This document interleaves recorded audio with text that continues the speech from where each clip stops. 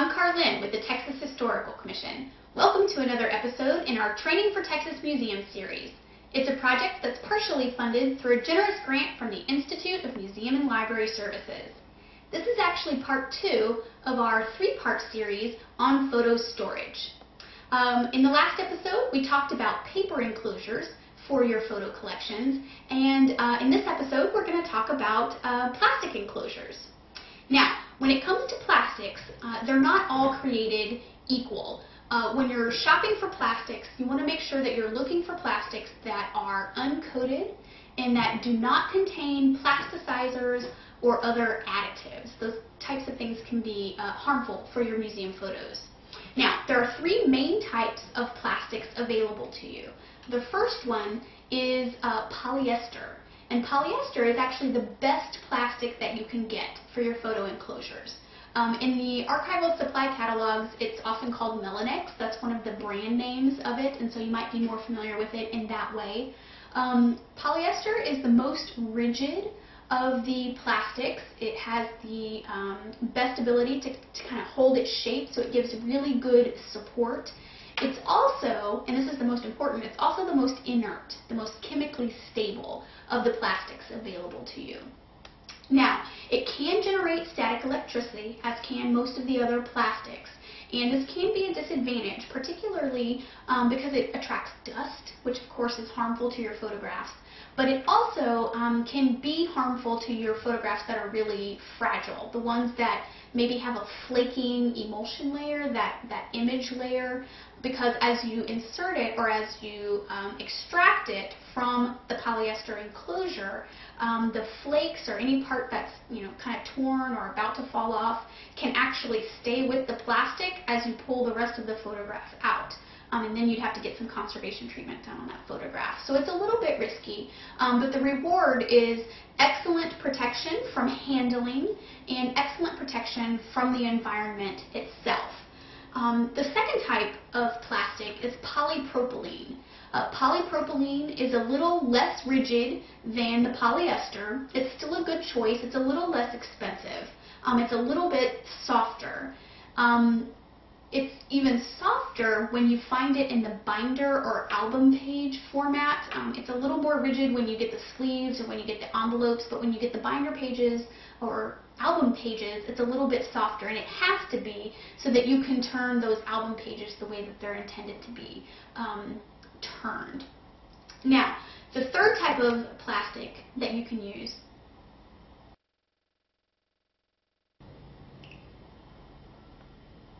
So the third type of plastic that you can use is polyethylene. Now, polyethylene is going to be the most economical choice of the plastics.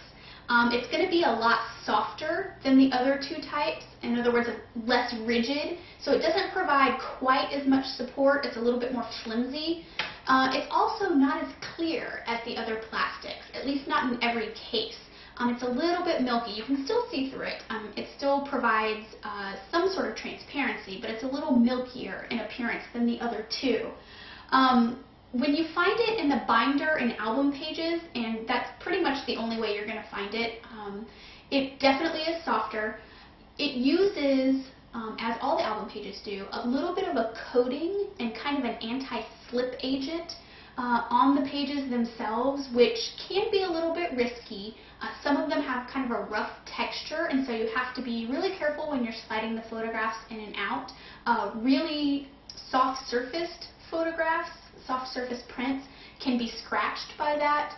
And the coatings and the anti-slip agents are actually proprietary information, and the vendors don't have to tell you what they're made of, and so it's hard to evaluate whether they're safe or not for long-term storage. But the binder pages, the album pages, they provide easy access, and so it might be a good option for you depending on what you're using that photograph collection for. Now, the one type of plastic for sure that you don't want to use, the one that you want to avoid, is polyvinyl chloride, or PVC for short. Polyvinyl chloride is very chemically unstable. They actually sell an acid-free PVC, and it's true that it starts its life out as acid-free, but over time it really begins to break down and becomes completely unstable, and it's not a suitable or appropriate choice for the storage needs of your museum photographs. So make sure you look out for the polyvinyl chloride. Now, let's talk a little bit about the advantages and disadvantages of plastics versus paper enclosures. Number one, the biggest advantage by far is that you have a really good high visibility. You know exactly what's in that enclosure. And that really protects it from handling, it protects it from the environment. You don't have to pull that photograph in and out to study it. It can stay right there in its enclosure, so that's one good thing that it's got going for it, and that's a big one. It can be a bit abrasive if you do have to pull that photograph in and out though, so be really careful with that. A disadvantage that it has is that it can actually trap and hold moisture inside the enclosure. And so if your photograph storage is in a part of your museum where the relative humidity stays at about 60%, 65%, fairly consistently, plastics are probably not your best option because that moisture gets in and it just can't get out, and it damages the photograph that's stored inside. Same goes for if your museum is at a high risk for a water disaster. That would be another reason that plastics probably aren't a good option for you. Now, plastics are hard to write on, so paper has that advantage. They can be flimsy depending on the quality of enclosure that you're buying. And some of them have low melting points. In fact, most of them have a low melting point. Now, obviously, if the fire is directly in your photo storage area, that's not going to matter one way or another because you're going to lose the photographs regardless. But say the fire is in a different part of your museum and it causes the temperature in your photo storage area to rise to a really high level, those enclosures, the plastic ones, can actually melt onto your photograph, and oftentimes you can't recover them from that. And then I guess the biggest disadvantage that plastics have over paper is the expense. It simply is more economical to go with a paper enclosure. But again, you've got to evaluate the needs of your collection and the resources that you have available to you and make the decision as to what's the best decision for your particular museum. Now, let's talk a little bit about the plastic enclosures. Very similar to the paper enclosures that we discussed earlier, you have plastic envelopes. And these are, again, closed on 3 sides, open on the 3rd side. This provides really good kind of support and rigidity for the plastic enclosure, provides really good protection from handling and from the environment. However, if you're going to need to access this original photograph by taking it out very often, it really is pretty hard to get the photograph out and in. There's actually a lot of friction that happens there, and so an envelope may not be your best choice for your more fragile photographs in your collection. Also, like paper, you have envelopes which are closed on just one side only. This provides for a really good provides for easy insertion and extraction of the photograph. It provides a bit of rigidity, but because it's open on 3 sides, it doesn't give quite the protection as a 3-sided enclosure.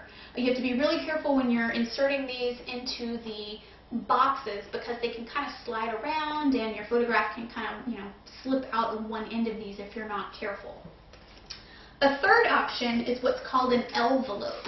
And it's called that because of the way it's constructed. It's actually closed on 2 sides, like an L, open on 2 sides. And this is a really good option. It holds things in a little bit better than a folder. The only thing that you have to be careful of is sometimes it's a little difficult to get the photograph settled into this bottom corner right here. Sometimes you really have to finagle it to get it to go down.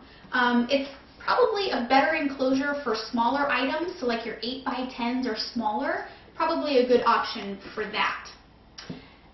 The other option that we have is a sleeve, and this is probably the one that I like best. It operates very much like a folder, except that it's actually closed on 2 sides. And the way you get to it is by opening up this little flap here. Of course, you'd want to be a little more careful with your historic photographs. Open up the little flap here, and then it opens up just like a folder. So it makes accessing this photograph actually quite easy. To put it back in and to lock it into place, you simply fold that top edge over the top of the photograph, and now it's in there really pretty snugly, which is good. The only thing that you have to look out for is when you have a lot of these stored in a box, this same little flap, this thing that makes it so nifty, can also get kind of caught up on the other photographs in the box, and so you'll have several of them kind of stuck together. And so you just have to be really careful when you're extracting your photographs or pulling the photographs out of the boxes that you don't grab more than what you actually intended to get. Now, there is a final type of plastic enclosure, and I don't have a sample of it, but it's going to be very similar to this, and that's encapsulation. Encapsulation will actually mean that you will be closed on all four sides. And the way you do that is with a special double-sided tape or with a polyester welding machine, and it will actually encase the entire image into the plastic enclosure. It is not the same as laminating. Please understand that. Laminating is not an option for your museum's photo collections. Something very different from that. Now, encapsulating them is, it provides superior protection from the environment and from handling. There's no risk of you accidentally, pulling it out too roughly and tearing it, because you can't get it out, not easily anyway. But the same way that it protects it from the environment can also damage it if the object itself is acidic or made out of poor materials, because it will just keep releasing those acids, and there's no way for those acids to escape from an encapsulation. And so it can actually speed up the rate of deterioration of the item inside. So encapsulation is not an option for things that are acidic, things that were made out of poor quality materials to begin with, and it's also not an option for our contemporary color prints.